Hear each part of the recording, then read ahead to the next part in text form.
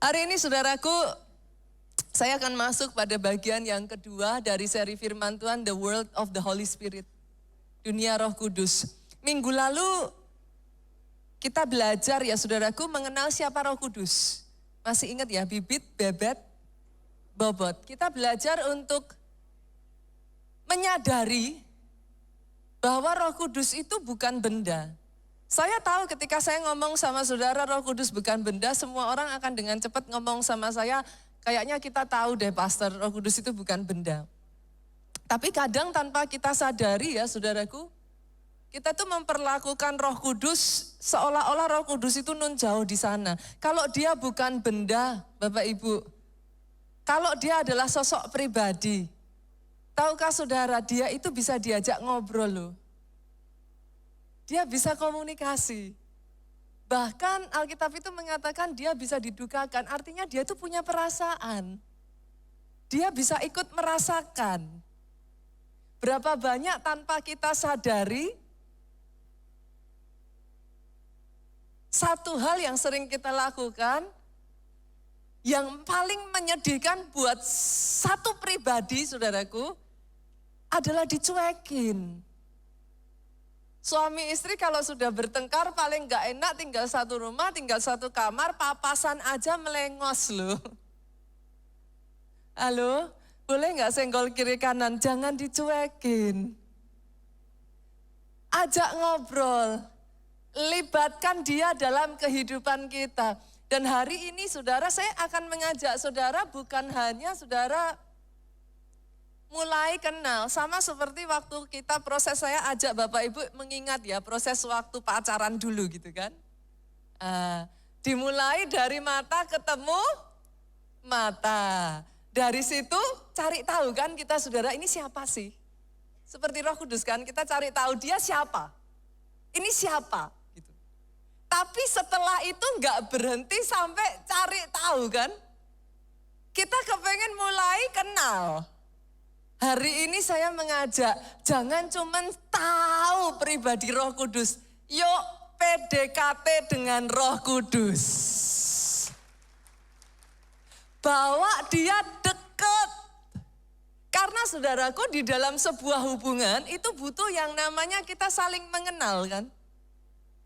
Butuh kita ngerti cocok atau enggak gitu kan. Pelan-pelan kita tahu, kalau kita mengenal seseorang yang paling utama dimulai dari sederhana. Yang disukai apa, yang dibenci apa. Kita harus belajar ngerti Roh Kudus ini sukanya apa. Apa yang dia ngerti, apa yang dia pengen, apa yang dia sukai. Dan belajar saudaraku, mengikuti apa sih yang disukai Roh Kudus. Karena kadangkala kalau kita nggak hati-hati, maksudnya kita baik. Tapi belum tentu loh itu yang disukai Roh Kudus. Sama-sama suami istri, apa yang kau suka belum tentu disukai pasanganmu. Bisa jadi saudara sukanya telur goreng, bisa jadi pasangan saudara sukanya kuah sop. Betul? What you like, apa yang saudara suka, belum tentu disukai pasangan kita. Ngerti yuk, seperti apa sih yang disukai Roh Kudus? Batasannya sampai sejauh apa gitu. Saya ajak ya saudara, kita baca terlebih dulu dari Matius pasalnya yang ke-16 ayat 21 sampai 23. Satu kisah di mana satu kali Petrus ini orang dekatnya Tuhan Yesus tapi ditegur dengan sangat keras. Saya tertarik dengan alasan kenapa Yesus menegur Petrus saudaraku. Kita lihat ya, ayat 21 saya bacakan. Boleh bantu saya baca ayat 22 Bapak Ibu? Boleh ya, nanti ayat 23 kita baca sama-sama.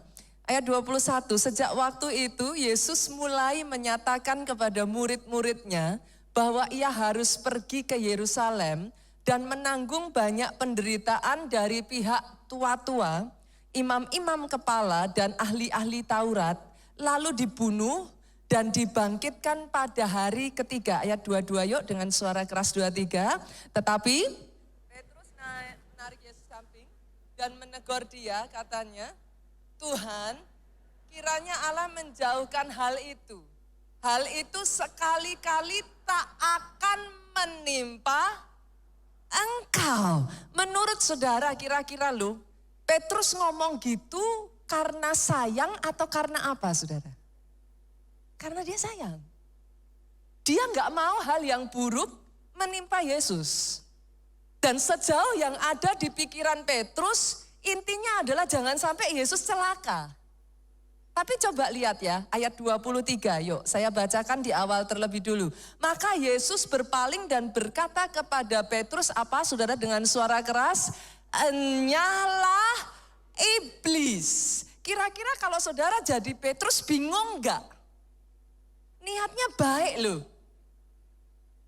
Kalau kita ngomong sesuatu aja kadang kalau niatnya baik, jangan ngomong gitu. Pernah enggak saudara? Kan niatnya baik. Tapi malah dimarahin sama Tuhan Yesus, kok malah disuruh enyahlah engkau iblis. Nah inilah yang menarik buat saya saudaraku. Alasan dibalik Yesus mengatakan itu. Sama-sama yuk kita baca.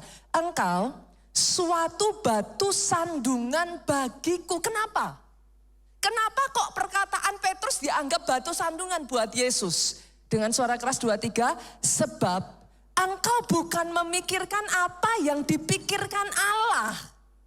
Tapi melainkan apa yang dipikirkan manusia. Ini sesuatu yang menarik saudaraku. Dalam kehidupan, dalam sebuah hubungan, saya ajak saudara melihat dan memahami terlebih dulu. Dalam hubungan kita itu punya kayak batasan. Kita itu punya kayak apa ya saudaraku, hal-hal yang bikin tombolnya kepencet gitu. Suami istri masing-masing itu beda. Tapi ada hal-hal yang bisa menekan tombol dari pasangan kita. Saya tuh belajar saudaraku, saya dengan Pastor Jo kami itu bumi langit. Saya sama Pak Jo itu beda sekali. Apa yang saya suka belum tentu Pak Jo suka. Apa yang Pak Jo suka belum tentu saya suka. Dan sementara kita saling mengenal, saya itu belajar Pak Jo itu benar-benar orangnya tuh on time saudara. Pak Jo itu paling gak suka kalau terlambat. Saya dari kecil langganan guru BP saudaraku.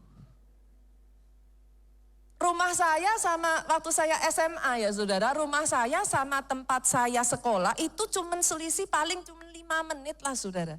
Saya tinggal di Loji Wetan, saya sekolahnya di Semaga. Saudara tahu dong kota Solo ya saudara, itu berapa jauh sih? Dekat Pol saudaraku. Tapi entah bagaimana saudara, guru BP itu sama saya sudah hopping.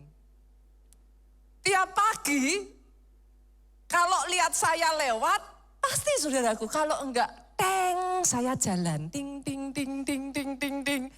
Nanti guru BP-nya lihat wajah saya, dia gini, kamu lagi.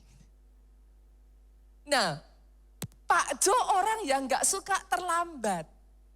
Karena saya punya satu kebiasaan yang kurang baik ini, saudaraku, saya menganggap sudah biasa ataupun wajar, enggak apa-apa kok, tepat kok, cuman sedikit kok terlambatnya. Bagi Pak Jo yang namanya on time, itu datang sekitar 15-30 menit lebih awal itu on time saudara. Saudara harus mengerti ya, bagi saya yang namanya on time, datang ya 5-10 menit terlambat sedikit itu enggak apa-apa. Saudara bisa melihat yang saya katakan? Jadi setiap kali, kadangkala ya saudaraku, kadangkala kami nonton bioskop bareng. Saudara kalau nonton bioskop itu kan ada apa namanya iklan. Film itu baru main kira-kira 10 menitan lah. Setelah itu gitu kan saudara, ada iklan, ada ini, ada apa. Kita janjian, saya ada acara, Pak Jo ada acara. Nanti ketemu ya, sudah diwanti-wanti. Jangan terlambat. Dasar namanya perempuan saudara, kan begini dulu kan saudaraku, begini dulu kan. Ditunggu-tunggu Pak Jo nggak selesai-selesai, Pak Jo tuh saking jengkel karena tempat kami dekat ya saudaraku, tinggal turun, saya tinggal di apartemen, tinggal turun bawah mall. Jadi turun aja, pokoknya ya sudahlah, Pak Jo ada keperluan, nanti ketemu di bioskop ya. Jangan terlambat. Saya itu seperti biasa saudaraku, saya tuh ngerasa sudah saya iniin jam saya tuh sudah saya pas-pasin saudaraku.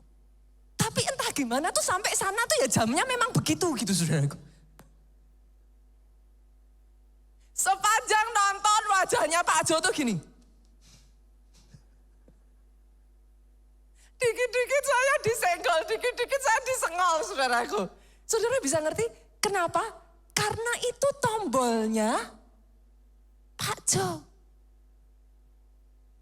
Saya di rumah, Pak Jo itu orangnya kan rapi ya saudara. Pak Jo itu orangnya rapi, saudara bisa bedakan kami satu meja. Meja kerjanya satu dibagi dua. Nanti saudara kalau lihat yang kiri sama kanan, saudara tahu mejanya siapa gitu saudara. Pak Jo itu orangnya rapi, semuanya itu ditata tepat dan dia itu kalau naruh barang itu di situ. Dia paling nggak suka barang yang sudah ditaruh di situ pindah. Nanti pada saat saya nggak tahu nih ada pasangan suami istri yang gitu nggak ya? Nah. Kan ketahuan toh saudara. Jadi barangnya ya di situ tuh ya jangan ditaruh di mana-mana. Kalau mau pinjem balik lagi di situ saudara. Saya santai-santai saja. Nah saya karena sudah ngerti kebiasaan dari suami saya, ya saya belajar saudara mengikuti. Tapi kan saya punya ekor 3 saudaraku. Ekor saya 3 ini lihat maminya.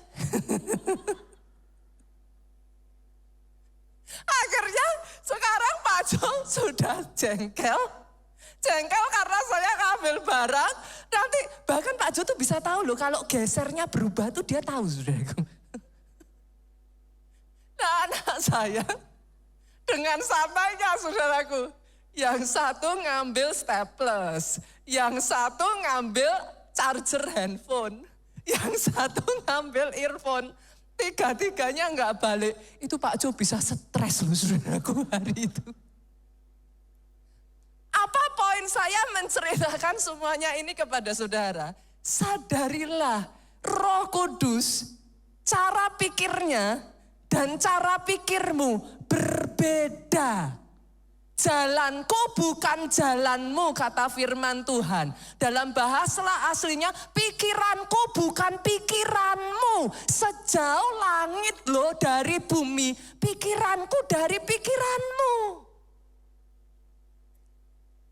Itu sebabnya seringkali Roh Kudus mau bawanya kita kemana? Enggak connect. Petrus maksudnya baik. Tuhan Yesus jauh. Jangan sampai terjadi ngawur. Kan itu kalau bahasa sekarang kan kita ngomongnya gitu ya. Tapi Yesus ngomong sama Petrus, "Enyah engkau iblis." Karena Petrus sudah menyenggol saudaraku. Titik paling prinsipal dalam kehidupan Yesus. Saudara harus tahu loh, Yesus itu tidak datang hanya untuk menghidupi hidup yang baik loh. Dia datang, dia sadar dia harus mati di atas kayu salib. Supaya saudara di tempat ini. Karena dia mati di atas kayu salib, engkau hidup, beroleh hidup dan tidak binasa. Itu batasannya Tuhan Yesus. Pada saat Petrus nyenggol itu, Yesus langsung. Saudara harus ngerti, ketika kita berjalan bersama dengan Roh Kudus, belajar yuk Bapak Ibu, pahami yuk tombolnya Roh Kudus di mana. Kadangkala, seringkali ya, di dalam perjalanan, semakin engkau kenal dengan Roh Kudus, saudaraku. Batasannya itu bukan dosa, enggak dosa loh. Kadang enggak dosa. Tapi kita ngomong sesuatu, saudara tuh kalau sudah semakin deket ya, itu cuman kayak, saudara tuh bisa ngerasain matanya melirik gini loh. Pernah ngerasa itu enggak, saudara? Kita kebanyakan ngomong, bukan dosa. Tapi di hati itu kita ngerti, diem. Tapi kita tabrak, diem. Itu nanti saudara bisa ngerasa loh, Roh Kudus didukakan. Saudara mengerti yang saya maksudkan? Belajar untuk mengenali signal-signal dari Roh Kudus. Kenapa saudaraku? Karena dia roh. Sejak dari Yesus naik ke surga, dia minta kepada Bapa mengirimkan Roh Kudusnya. Kenapa? Dia ngerti manusia terbatas, manusia tidak akan mampu. Manusia dengan semua yang ada dan godaan yang ada bisa gagal di tengah jalan. Dikirimkan Roh penolong yang mendampingi engkau 24 jam dalam sehari. Di saat bahkan engkau nggak ngerti rencana Tuhan. Kadang kalau kita nggak punya hubungan dekat sama Tuhan, kita diizinkan ngalami masalah, kita diizinkan ngalami pergumulan, kecewa loh sama Tuhan. Betul? Mundur dari Tuhan. Kok Tuhan izinkan? Saya sudah pelayanan, saya lakukan. Semua yang Tuhan suruh saya lakukan, kenapa Tuhan tega? Kenapa diizinkan? Padahal Tuhan izinkan itu terjadi supaya staminamu terbentuk. Engkau enggak jadi orang gampangan. Supaya saat engkau diangkat, perjuangannya berat, engkau kuat. Kalau saudara memperhatikan K-pop ya saudaraku. Berapa banyak di sini yang suka K-pop? Tadi pagi enggak ada yang suka K-pop saudaraku. Begitu saya tanya, saya balik pertanyaannya. Berapa banyak enggak pernah nonton drakor? Langsung ibu-ibu gini, hihihi katanya. Saudara ngelihat drakor, saudara ngelihat betapa semuanya di sana sudah disetting body goal. Loh saudara, emangnya body goal bisa didapat ya kalau makan junk food terus? Saudara bisa mengerti yang saya maksudkan? Tidak semua hal yang tidak enak itu tidak baik. Untuk mencapai itu semua mereka dilatih habis-habisan. Tiap hari training dari pagi sampai malam. Itu bisa teriak loh saudara. Kok tega? Tapi coba saudara perhatikan. Pada saat mereka di launching. Begitu mereka di launching, jadwal mereka itu padat loh saudara. Gitu. Manusia seperti kita biasa yang gak pernah melalui masa training itu gak akan kuat. Tapi pertanyaan saya, kenapa mereka kuat? Nah, karena ada masa-masa ketika semua orang tidak mau melalui itu. Dari hari ke hari mereka berlatih.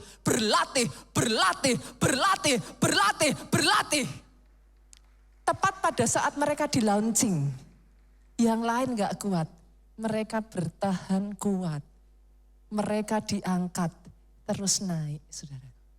Saya percaya di tempat ini, Roh Kudus diutus kepada saudara, karena Roh Kudus akan mendampingi saudara sampai hari di mana nanti kita berjumpa mata dengan mata, saudara, muka dengan muka.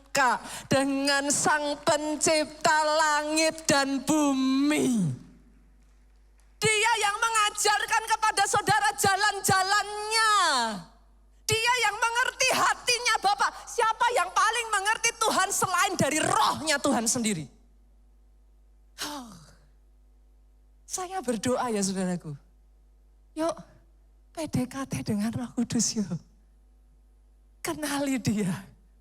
Apa sih yang menyukakan hatinya? Apa sih yang disukai Roh Kudus? Nah, by the way kita berbicara tentang apa yang disukai Roh Kudus. Oke, saudara. Pastor, apa sih yang disukai Roh Kudus? Sederhana, saudara.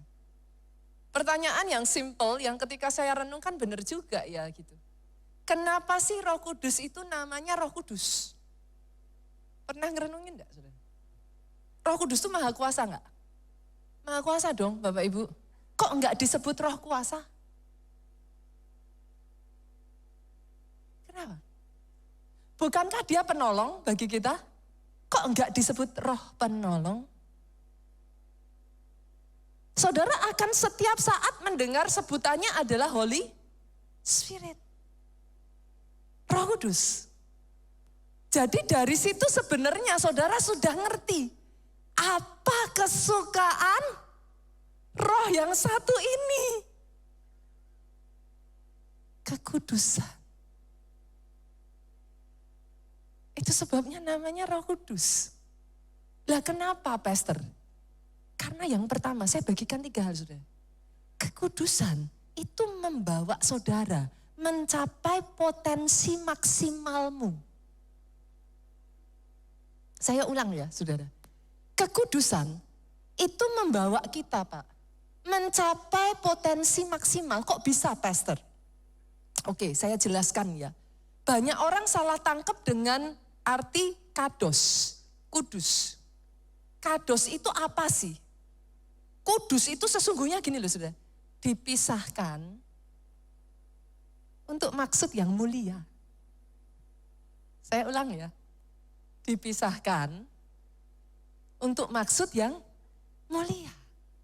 Manusia terdiri dari apa, Bapak Ibu? Roh, jiwa, tubuh ya. Boleh nggak saya bedah, saya breakdown satu-satu. Tubuh dulu ya. Nah, untuk tubuh kita mencapai kesehatan yang maksimal. Oke ya, saya tanya dulu nih. Berapa banyak Bapak Ibu di Kota Solo yang mau sehat? Jangan turunkan dulu tangannya. Yakin? Yakin? Oke, turunkan tangannya. Lah tapi untuk sehat B2, yang lemak-lemak, yang manis-manis, gorengan-gorengan. Loh, saudara bisa mengerti yang saya katakan? Banyak orang pengen sehat, tapi gak suka bayar harga untuk sehat. Kekudusan itu memisahkan diri dari yang kotor-kotor tadi. Kan, saudara? Sehingga yang masuk di tubuh saudara bersih. Akhirnya tubuhmu mencapai potensi kesehatan maksimal. Kesehatan itu, kekudusan itu sesederhana itu. Saudara. Dipisahkan dari yang kotor-kotor, sehingga yang bersih yang tertinggal. Tapi yang bersih itulah yang membuat justru sehat. Jujur ya saudaraku, kalau saudara mau hidup sehat, pergi ke restoran, pergi makan di luar. Saudara nggak makan di rumah aja ya, saudara pergi ke mall gitu aja lah. Coba tunjukkan kepada saya mana makanan yang sehat. Loh jujur. Loh sejujurnya kalau saudara pergi ke mall, mau beli makanan sehat tuh susah. Nah, tapi saudara, ketika engkau belajar memisahkan diri dari semuanya itu, di situ tubuhmu jadi seger, tubuhmu jadi sehat, tubuhmu jadi kuat. Kita bicara masih tubuh ya. Mau sehat, selain dari makanan apa? Olahraga toh? Emangnya olahraga tuh enak, Bu? Oh enak banget katanya saudara. Nah ini bagi yang enak banget, ini pasti udah sering olahraga saudara. Bagi yang gak pernah olahraga, saya tanya, pertama kali mau olahraga lagi, itu sebuah dan sakit. Loh benar loh saudaraku. Bener, sebadan tuh sakit kok. Pulang kayak apa? Digebuki maling, saudaraku. Capek. Tapi itulah yang membuat tubuh kita jadi sehat. Saudara saya tanya ya, apa yang membuat rohmu sehat? Doa itu kan bikin jadi. Ini kan saudaraku, roh kita berkembang toh. Baca firman itu kan bikin jadi roh kita berkembang toh. Saya tanya, kalau udah lama gak doa, disuruh doa, rasanya apa? Kayak digebuki maling, saudara. Itu tuh mau doa tuh ya, rasanya tuh kayak, pernah gak ngerasain kayak gitu, saudara?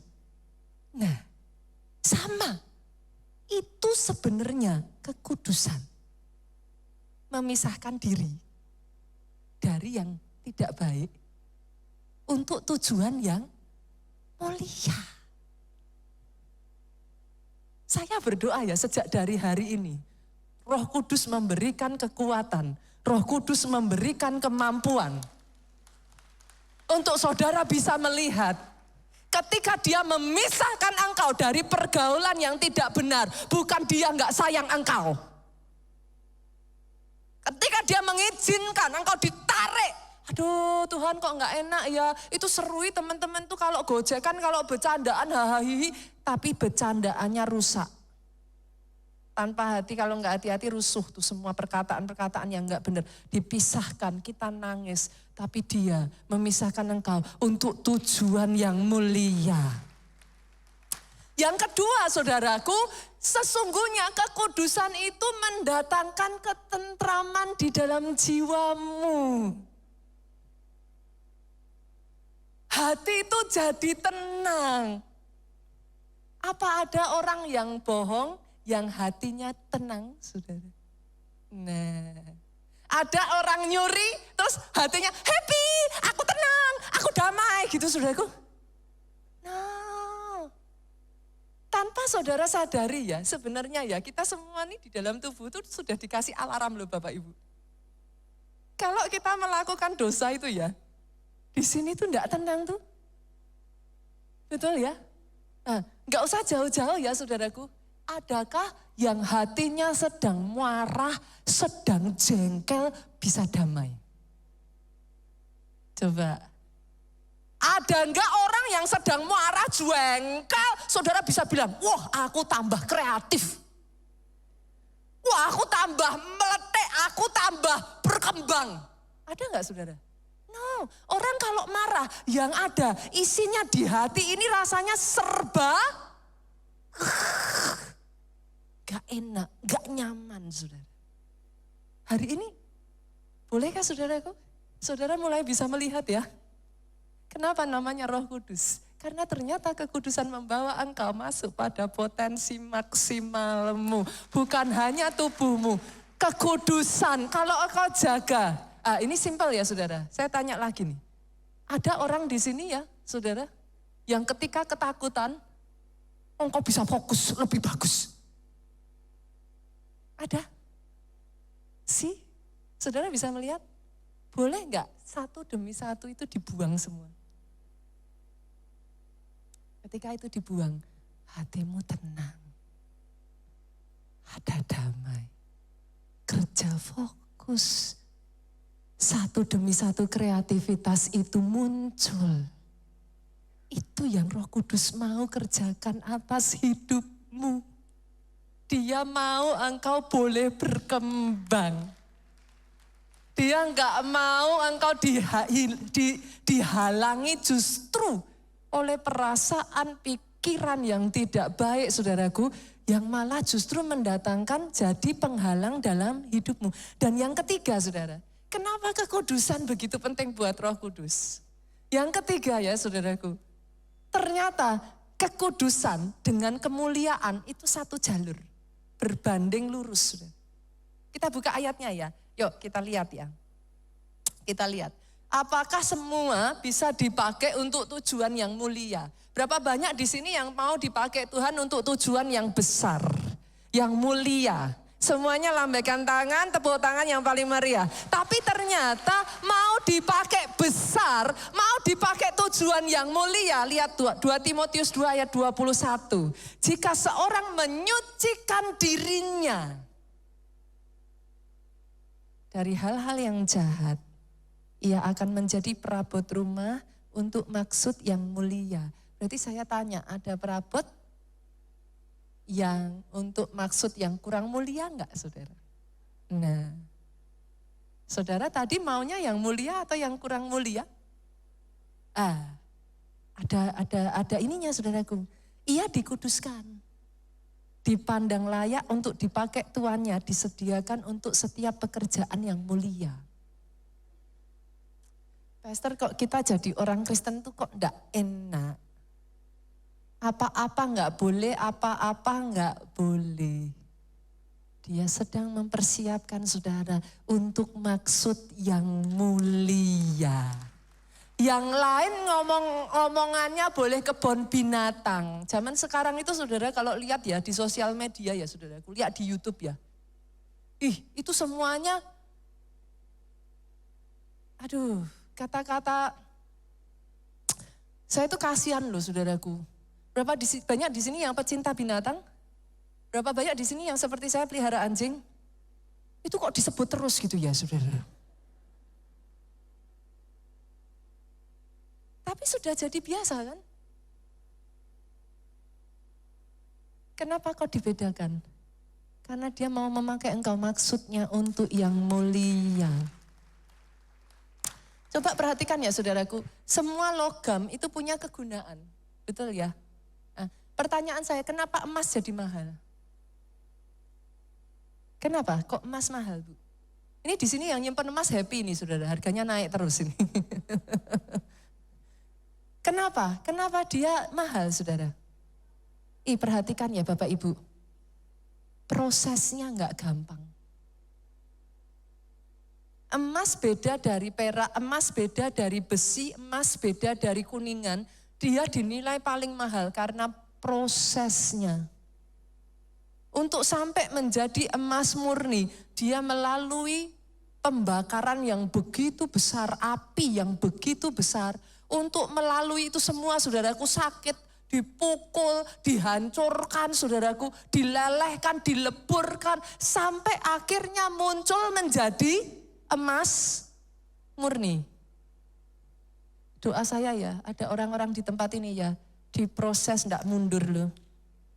Disalah mengerti enggak mundur, difitnah enggak mundur, dijelek-jelekkan sekalipun engkau tidak melakukan enggak mundur. Dikata-katai yang tidak seharusnya enggak mundur. Diizinkan, tidak dilihat, tidak ada yang menghargai, enggak mundur. Justru yang seperti ini akan muncul sebagai logam mulia berharga. Saya menyadari ya saudaraku, saya menyadari mungkin kalau saudara melihat apa yang Tuhan izinkan terjadi atas kehidupan saya sekarang, yang banyak tidak dimengerti orang saudaraku.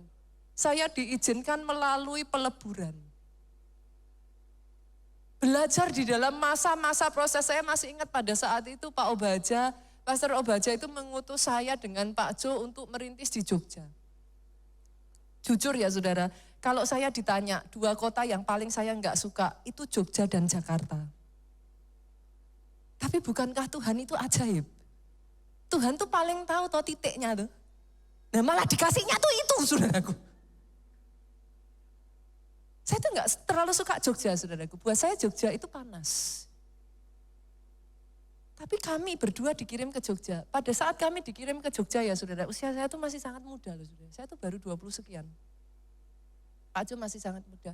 Kami menggembalakan jemaat yang usianya sudah ada yang bahkan 50 tahun, 60 tahun. Itu kalau ada salah satu jemaat ya saudara, niatannya baik. Mau promosi gitu ya, mau promosiin Pak Jo gitu. Promosiin sama temannya, datang ke gerejaku. Pendetanya diurapi. Masih sekia. Tapi diurapi kok katanya. Itu kalau promosi gitu loh saudara. Karena kami masih sangat hijau, kami masih sangat muda sekali. Saya tuh kalau khotbah gini ya saudara, saya turun ya. Jemaat nyalami, saya disalami ya saudaraku. Disalaminya enggak seperti sekarang ini, terima kasih pastor, saya diberkati. Disalaminya ngomong gini, besok minggu ya, memangnya enggak bisa khotbah lebih baik lagi. Loh benar loh saudara. Kami itu terima surat kaleng ya saudara, isinya tuh sumpah serapah kata-kata binatang semua enggak jelas.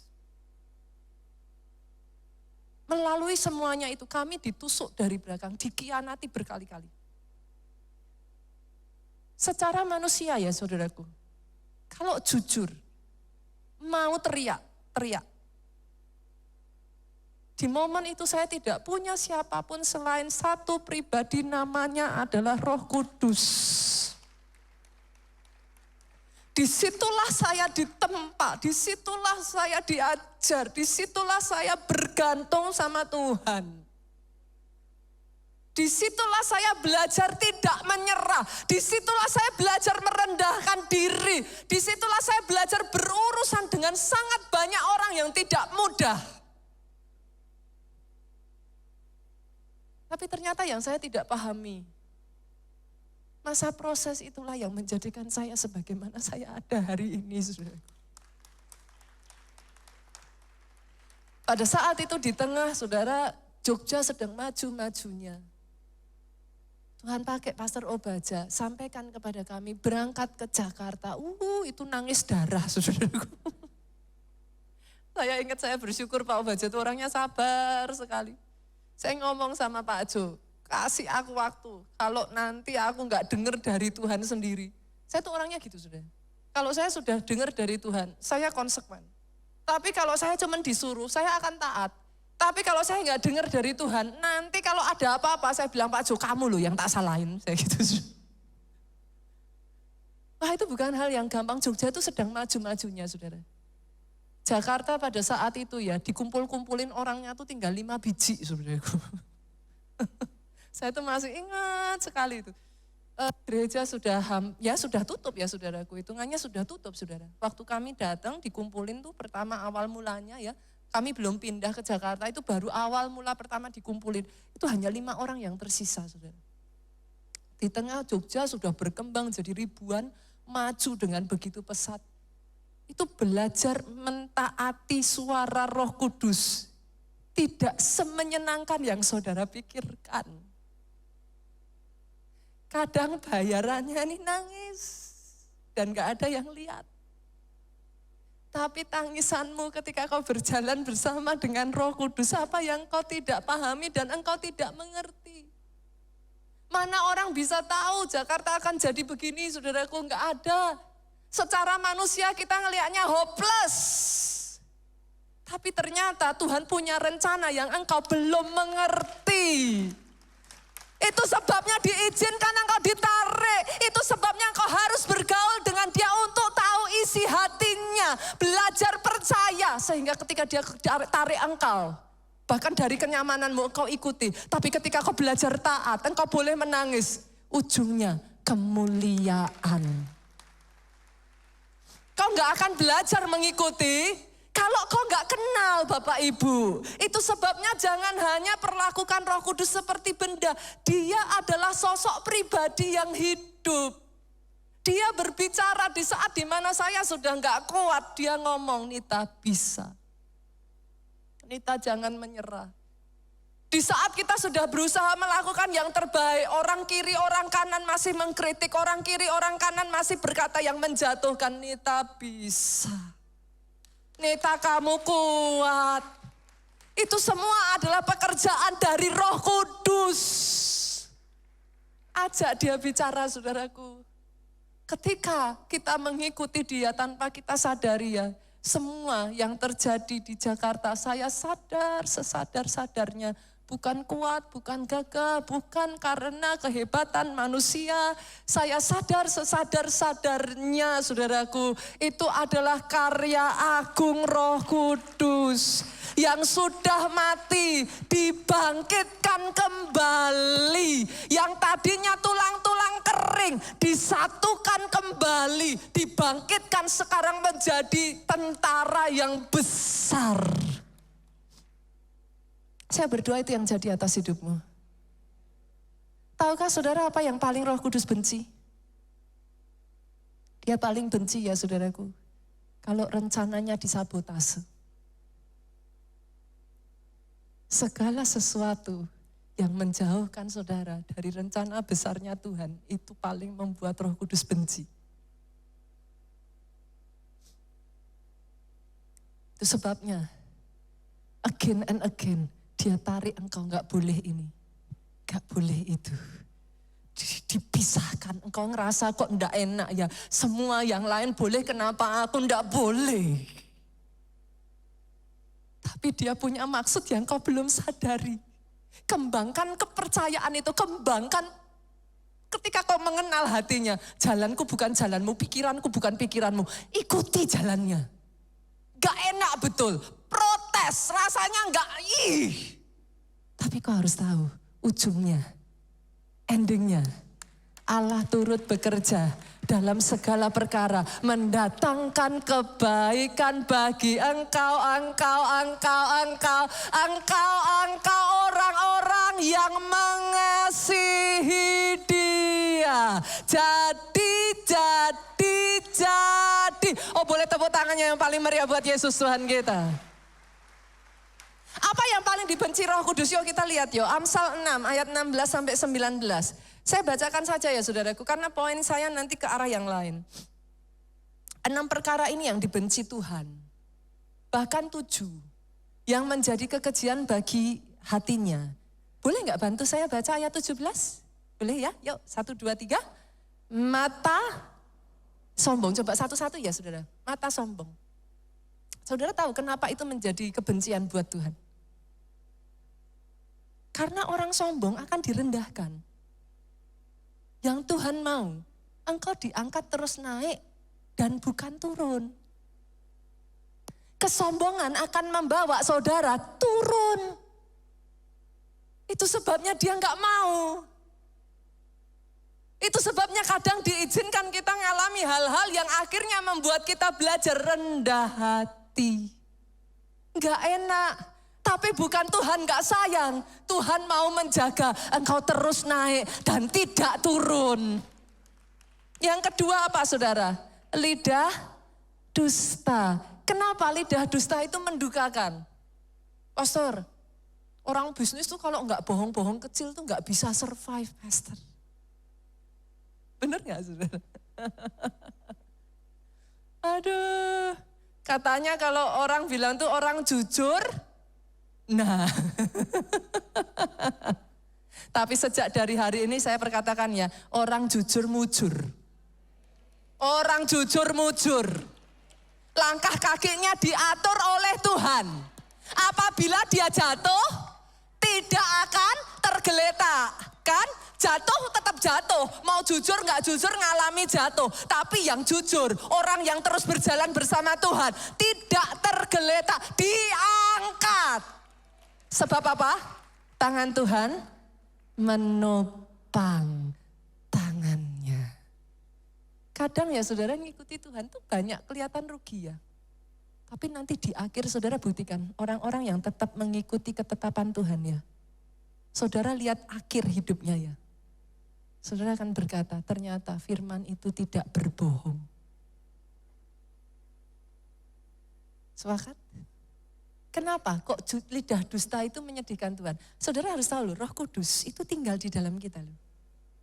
Kebayang gak saya sama Pak Jo tadi? Satu kamar toh?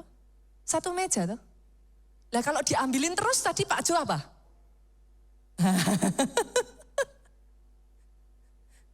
Coba senggol kiri kanan. Untung Roh Kudus itu sabar loh sama kita. Roh Kudus itu terus loh saudara mendampingi. Dia setia pada saat engkau tidak setia, dia tetap setia. Oh, dibawa terus sampai garis akhir. Finish well, finish strong. Oh, tepuk tangannya boleh yang paling meriah. Lanjut yuk. Tangan yang menumpahkan darah orang yang tidak bersalah. Saudara masih ingat ayatnya itu enggak ya? Hanya orang yang bersih tangannya dan suci hatinya yang bisa naik ke. Nah, kenapa kok ayat ini? Saya tuh pelajari satu-satu ya saudara. Nanti kalau sini saya enggak punya waktu saudara. Tapi nanti kalau saudara pelajari satu-satu ya. Amsal 6, 16 sampai 19 ini artinya dalam sekali. Itu satu-satu nanti saudara kaitkan ya. Itu bersangkutan dengan ayat-ayat yang lain. Nanti saudara akan ngerti kenapa itu. Saya nggak bacakan satu persatu ya saudaraku, saya langsung aja ya. Hati yang membuat rencana jahat, kaki yang segera lari menuju kejahatan, seorang saksi dusta yang menyemburkan kebohongan, dan yang menimbulkan pertengkaran. Satu demi satu ini, Alkitab berkata itu dibenci Tuhan. Nah, poin saya saudaraku, saya tuh kepengen membawa saudara memahami ini. Iblis itu adalah bapak manipulasi. Oh ngeri loh saudara, saya tuh kalau ngelihat itu amazed ya. Iblis itu bapak manipulasi. Dia mengambil, berusaha menawarkan kepada saudara kenikmatan tapi sesaat. Betul ya? Nah, dan dari kenikmatan yang sesaat itu saudara harus membayar harga yang lebih mahal. Tapi ketika dia bapak yang baik menawarkan kenikmatan sejati. Manusia malah tolak tuh. Saudara bisa ngeliat nggak yang saya lihat? Iblis itu benar-benar licin, saudara. Dibolak-balik, dipelintir sama dia, sehingga orang lihatnya itu jadi orang Kristen tuh nggak enak ya. Tuh kan, kamu apa-apa nggak boleh kan? Loh, pertama kalinya iblis dalam bentuk ular datang kepada Adam dan Hawa ngomongnya apa? Kamu tuh nggak boleh toh makan semuanya toh. Hawa nggak terima, siapa bilang? Boleh kok. Boleh, aku boleh makan semua. Yang nggak boleh cuman itu. Kamu tahu nggak kenapa nggak boleh? Nanti kamu jadi kayak Tuhan. Tuhan nggak suka. Saudara bisa melihat nggak? Iblis tuh sukanya begitu. Dipelintir loh saudara. Dipelintir. Berapa banyak seringkali kita di gereja, itu yang dia kerjakan sehingga akhirnya engkau mundur dari Tuhan. Dipelintir loh, kata-katanya itu dipelintir loh. Kalau enggak hati-hati, engkau enggak jaga hati, kena loh. Iblis ngomongnya apa? Nanti kau jadi kayak Tuhan. Lah padahal memang manusia sudah diciptakan serupa dan segambar dengan Allah. Saudara bisa melihat ya? Hari ini saya berdoa ya, jangan kena tipu daya iblis. Sadari, yuk Yohanes 10 ayat 10. Pencuri datang hanya untuk mencuri, membunuh, membinasakan. Aku, kata Yesus, datang apa? Supaya mereka beroleh hidup, mempunyainya dalam segala kelimpahan. Untuk engkau mempunyai hidup dalam segala kelimpahan, kadang butuh bayar harganya. Gak segampang itu. Tapi kenikmatan yang ditawarkan oleh Tuhan adalah kenikmatan sejati. Saya berdoa keluarga Allah bisa melihat itu. Jangan mau termakan. Jangan mau kena tipu daya iblis. Zaman tahun 1900 ya saudaraku. Tahun 1900. Inggris itu tahu untuk mengalahkan Tiongkok gak gampang. Kenapa? Tiongkok itu waktu itu sudah jadi bangsa yang sangat besar. Akhirnya cara Inggris mengalahkan Tiongkok. Masih ingat gak saudara? Perang apa? Perang candu. Inggris itu datang kepada Tiongkok dalam bentuk sebagai teman. Ditawarkan apa? Opium. Orang-orang Tiongkok senang saudara. Kenapa? Karena yang capek-capeknya hilang. Yang sakit-sakitnya hilang. Opium itu punya efek ya saudara, orang yang stres gitu kayak stresnya hilang. Tapi yang jadi masalah dengan opium, orang itu yang sudah menyentuh opium ya saudara, nggak bisa turun dosis. Dia harus minta lagi, dan dosisnya tambah naik. Sampai di titik tertentu, banyak sekali akhirnya rakyat Tiongkok yang bahkan meninggal tanpa peperangan, meninggal over dosis opium.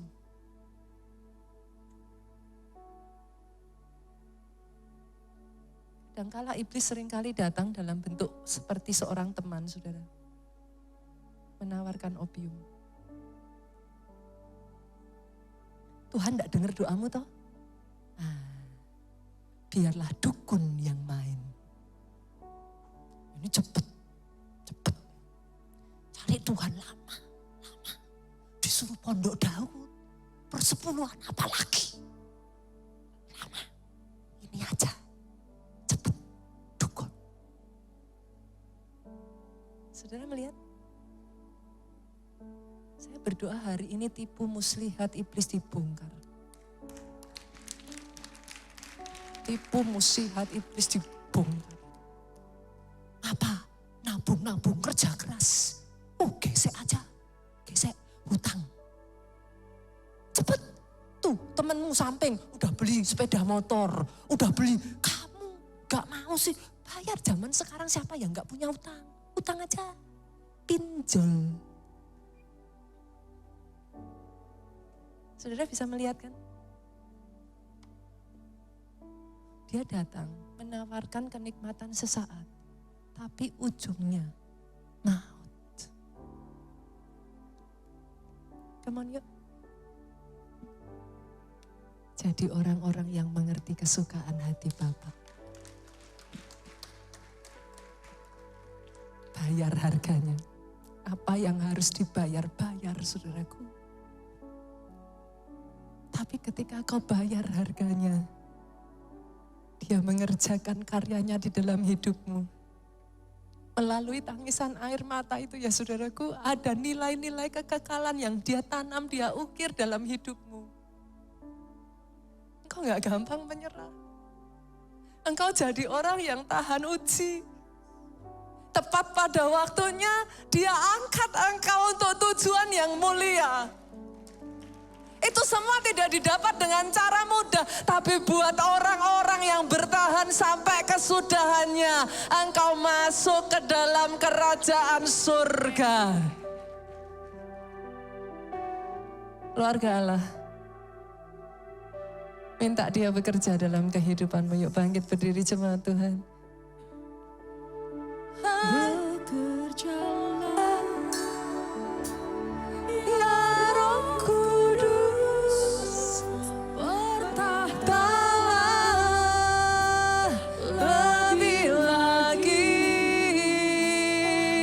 Urapanmu, yes God, lawatanmu, Engkau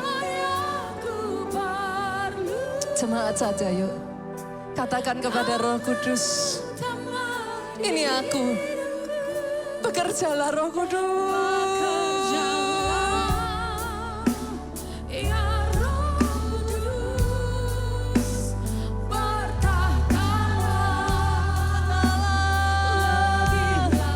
Namun aku hidup, tetapi bukan lagi aku yang hidup,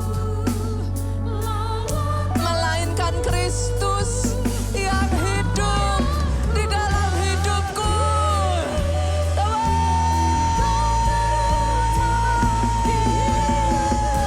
Katakan, bekerjalah ya Roh Kudus, bertambahlah lebih lagi.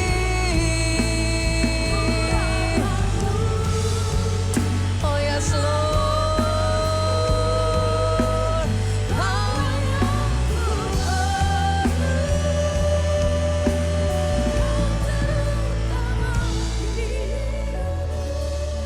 Roh Kudus, kami undang Engkau. Roh Kudus,